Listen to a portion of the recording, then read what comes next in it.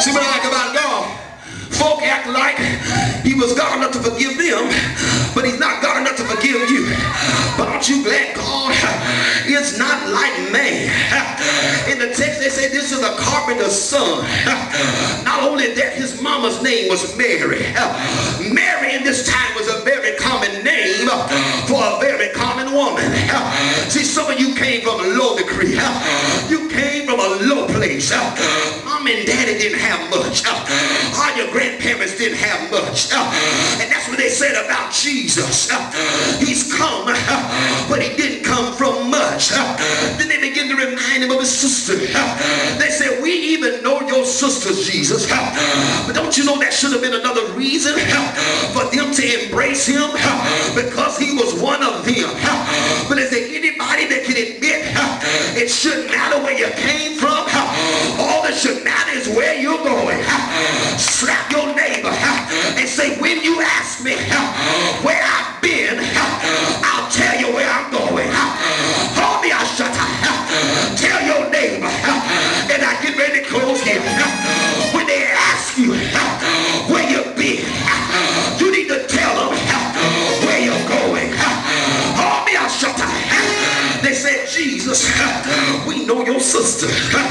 And because of that, Jesus, we got a problem with you. I'm going to my conclusion now. We've got a problem with you. They said it on this wise. We are offended in you, Jesus.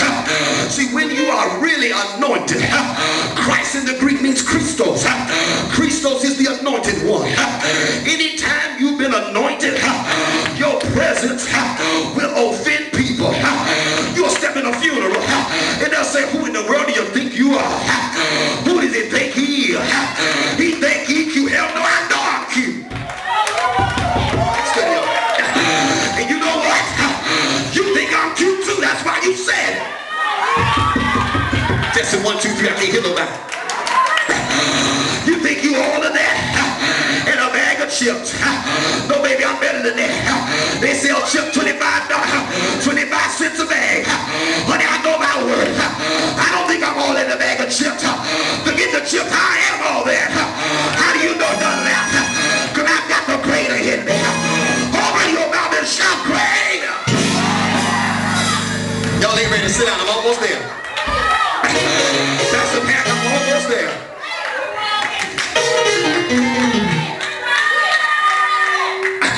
Can I tell y'all this? People will begin to speak to folk, and if you're not careful, they'll talk you out of who you really are in God. And you know why they'll talk you out of it? Because they're jealous. Slap your neighbor and say, don't hate me because you ain't me. Oh, look at somebody and say, don't you hate me because you ain't me. You tell the truth about it. You know why folks trying to kill you? They're trying to kill you because they want to replace you. Have you ever noticed folks don't like you, but they want to dress like you, talk like you, preach like you? They even quicken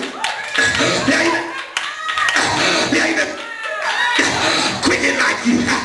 You get your hair done in braids. Now everybody in the church got braids. You get a now when you know to come back to church in 2 weeks, everybody got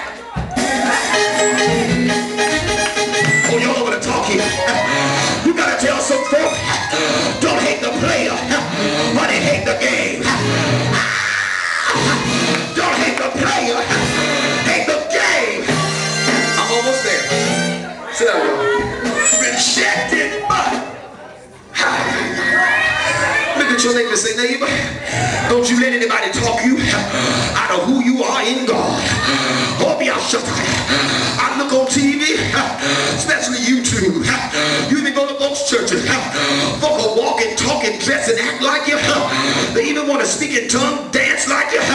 Even trying to get the same car like you. And can't stand your own guts. How in the world can you emulate and imitate folk that you don't even like? And then they sit you in a corner with your head hung down. Slap your lip and say the devil is a liar. They were offended in Jesus. I'm closing here. Offended in the Greek is scandalizo. Scandalizo means they thought of ways to entrap to entangle and entice Jesus to sin. Isn't it something how folk don't like you, but they're scrutinizing everything you do? They're trying to find some dirt on you. Let's find out something about Coleman. Let's find out something about Pat. Instead of them liking you and embracing you, they'll try to plot and scheme to bring you down. But I dare you to slap your neighbor and tell him God's got my back. Oh, be out, shut up. I know I'm preaching here. Because you got to be very weary of folk that's always patting you on the back in church. I got your back. Go ahead, pastor. I'll be here. And all of the same Negroes, when you turn around, they stab you in the neck, in the eye, and the throat.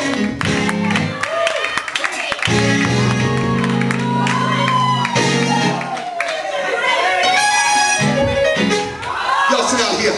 I'm going to close in a minute. And can I help all y'all pastors here? A church and a corporation is never brought down by the outside. Just in 1, 2, 3. It's by them tongue-talking helpers in the church, them dancing folk, them title tolders.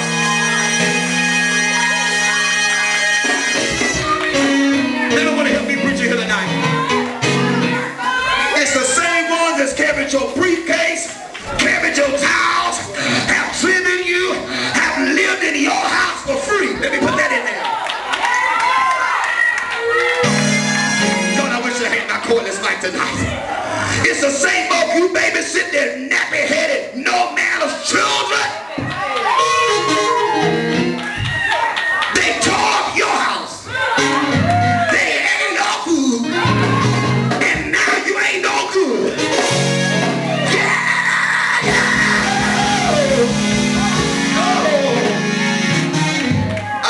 Tonight. I may not be small like I normally do. I know I'm preaching, and I say those are the ones.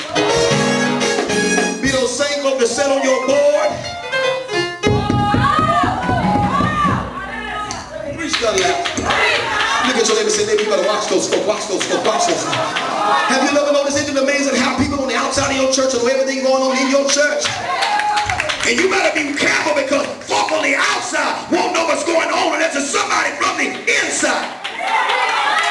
I love my pastor. I got my pastor back. I'll go with the pastor wherever he goes. The Lord sent me to this church. It's the same ones. They're right there. Are you going to join the church? Are you going to be faithful to the ministry? I'll give you the right hand of fellowship. Come on. They come in, you give them the right hand of fellowship. And in 2 months when they don't get their way, when you chastise and rebuke, and you better not be from the old school when you silence these folks. I don't know how y'all got saved, but when I got saved, you couldn't smoke and hold position. You couldn't be a liar and hold position. You couldn't fornicate and hold position. Oh, I'm going further now. You couldn't be married 2, 3, 4, 5, 6, and 7 times in hold position. Oh, y'all got quiet on that now. I know. And it's the main ones. Please sit down, please sit down, please sit down. It's the main ones that are called hell in your church. Those are the ones that cause hell in everybody else's church. I've learned when people come to your church and they begin to sniff like your church thing, you better look at them because they done tracked some on their shoes from where they came from.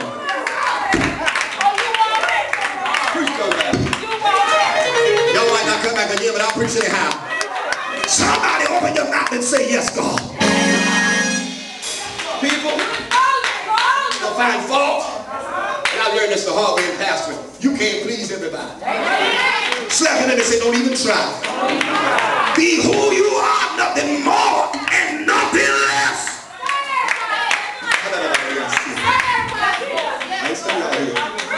And you know what does the most damage? Because these little idiotic people in the house of God that don't have the gift of discerning the spirits will believe these folk when they come and take them that garbage. They don't have a prayer life. They're not